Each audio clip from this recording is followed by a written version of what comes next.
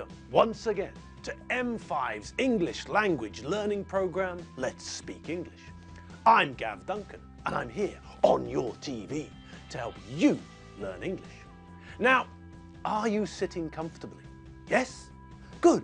And are you ready for today's lesson? Yes? Good. Okay, well, let's learn English together. Alrighty, here we all are, once more. We're all here, and we're all ready to get started. Okay, is everybody happy? Yes? Great.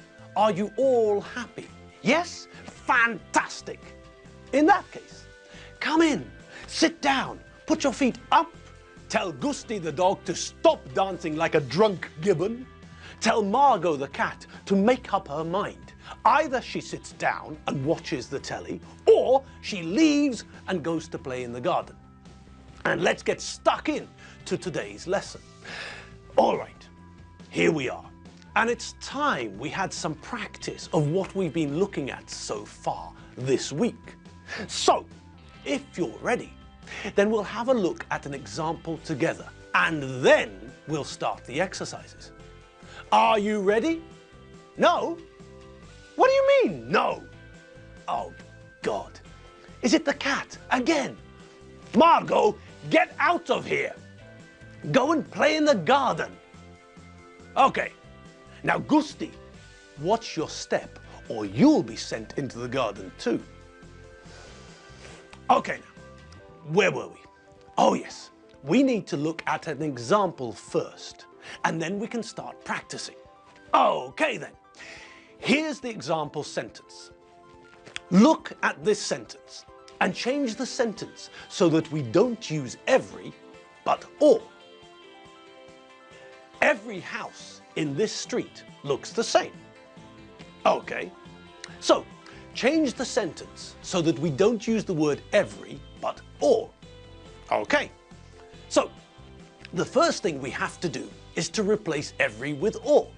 Simple. What do we get? All the house in this street looks the same.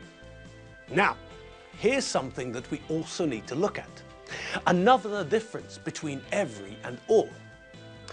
When we're talking about the members of a group, we can use all with definite and indefinite articles, this and that, and possessives like my, his, and our. We can't do this with every. All our children are tall. Every our child is tall. All the cars in the factory are new. Every the car in the factory is new. All these microwave ovens are for sale. Every microwave ovens is for sale. So, as you can see in those examples, we can never use things like a, an, the, this, that, these, those, or possessives after every, but we very often use them after all. Now, back to the example sentence. All the house in this street looks the same. So, we've changed the every to all. And because we're talking about a particular group, the houses in this street, we've added the definite article, the, to the sentence, after all.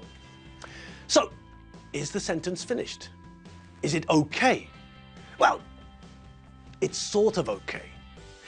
That's the main change dealt with, but that's not enough, is it? No. What do you remember about every and all? What differences are there between them, for example? Well, what do we follow every with? That's right. After every, we use a singular noun, as we can see in the original sentence, every house. But after all, what happens there? After all, we use plural nouns. So in the changed sentence, we have to put the plural. Okay. And what's the plural of house? Houses. Good. Okay, so we've changed every to all, and we have to change the singular noun to the plural. Okay. All the houses in this street looks the same. Okay, but there's still something not quite right. We've changed a couple of things, but we need to tidy things up, don't we?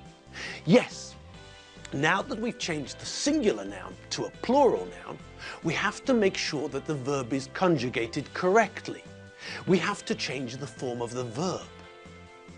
All the houses in this street look the same. Okay, so we've completed the task. We changed the sentence so that we didn't use every, but all. And then we made sure that the altered sentence was correct. We made sure that we followed all with a plural noun, not a singular noun. And we made sure that the verb was conjugated correctly. Houses, look. Good. Okay, now have a look at the following sentences and change them in the same manner. Some of the sentences use every and some use all. What I'd like you to do is to change every to all and all to every. Okay? Great. Would you like some background music as an accompaniment? You would. Okay. Wrap your ears around this classic. Okay, your time starts now.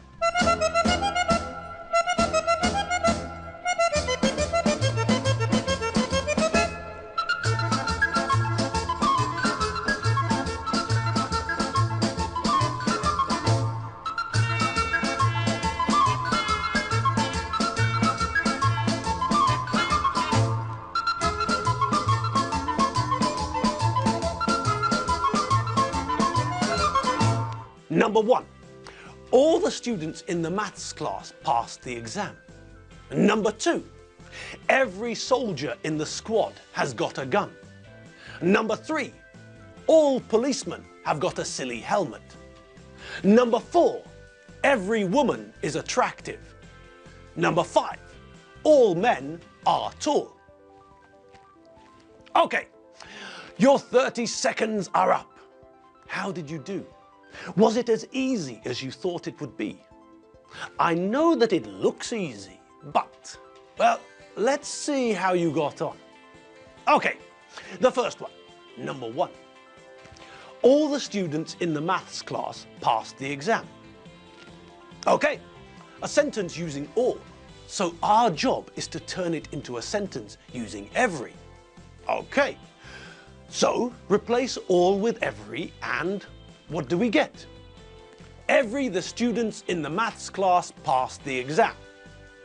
Okay, so what's wrong with the sentence? Yes, it's the definite article, isn't it? We can't use it after every, can we? No, so we'll have to get rid of it. Every student in the maths class passed the exam. Okay, what about now? Is everything okay? No. What's wrong? That's right. We changed all to every, which means that we also have to make sure that the noun changes from a plural noun, students, to a singular noun, student. Every student in the maths class passed the exam. Okay. Now, how does the sentence look now? Is it okay? Well, there's one other thing we have to check, isn't there? Yes, the verb. We know that when we use all, we follow it with a plural noun. And this, in turn, means that we have to make sure that the verb is in the plural form. When we use every, we follow it with a singular noun. And this, in turn, means that we have to make sure that the verb is in the singular form. Okay, we know that. Have another look at the sentence. What tense did we use in the sentence? That's right. The regular verb to pass is in the past tense. Pass becomes past. And what does this mean? Well, it means that we know that we don't have to do anything with the verb. In the past simple, there's no difference between the singular and plural forms of the verb.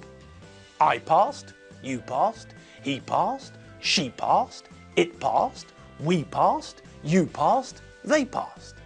So here, In this sentence, we don't have to worry about changing the verb from the plural form into the singular form. Great!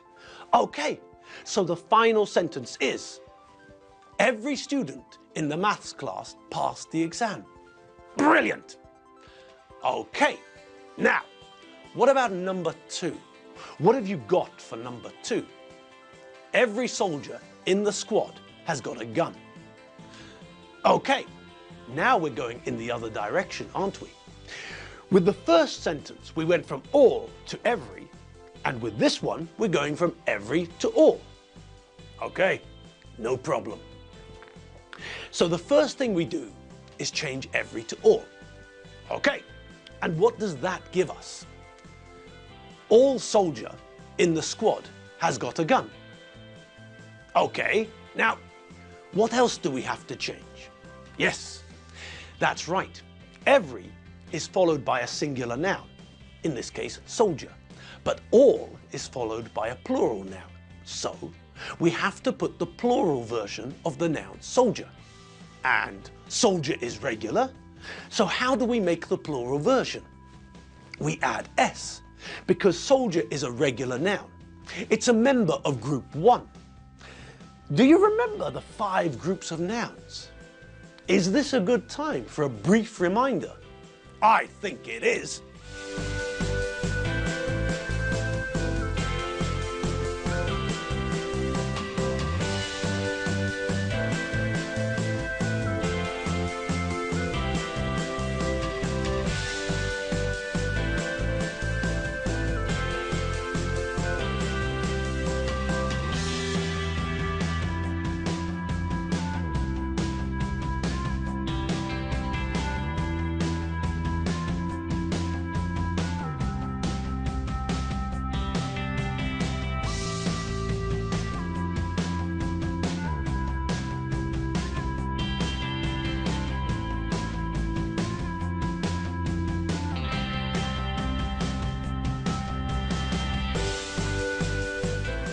Okay, now that we've refreshed our memories, let's get back to the sentence we were looking at.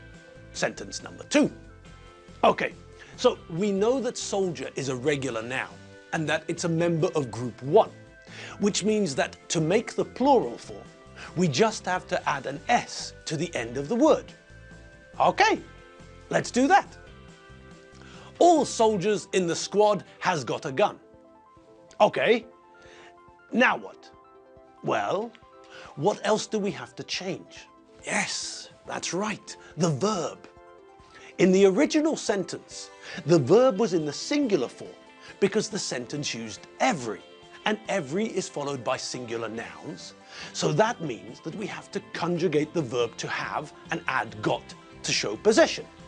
I have got, you have got, he has got, she has got, it has got, we have got, you have got, they have got. So we needed has got. But now, when we change every to all, we change from a singular form for the noun to the plural form for the noun, which means that we need the plural form of have got. Okay, well, what's the plural form of have got? Have got. And that means that the sentence is, all soldiers in the squad have got a gun. Brilliant! Oh, and crocodile's tails. We're out of time. Oh, flaps. Oh well, never mind. Tomorrow, we'll start our lesson by finishing what we started today. Is that okay? Are you sure? Good. Okay, well then, all that's left is for me to say bye. Bye!